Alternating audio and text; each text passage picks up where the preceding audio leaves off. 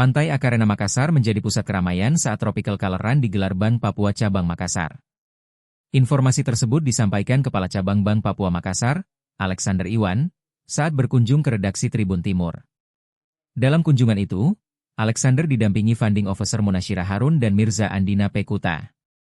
Tropical Color Run mengusung konsep fun run dan berlangsung selama 3 hari. Acara akan diisi hiburan, sementara puncaknya berupa lari sejauh 7 km.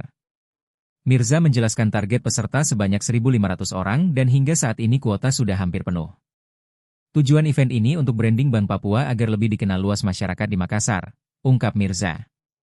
Selama acara, Bank Papua juga membuka booth produk tabungan, deposito, hingga kredit serta melibatkan UMKM mitra dengan sajian kuliner khas.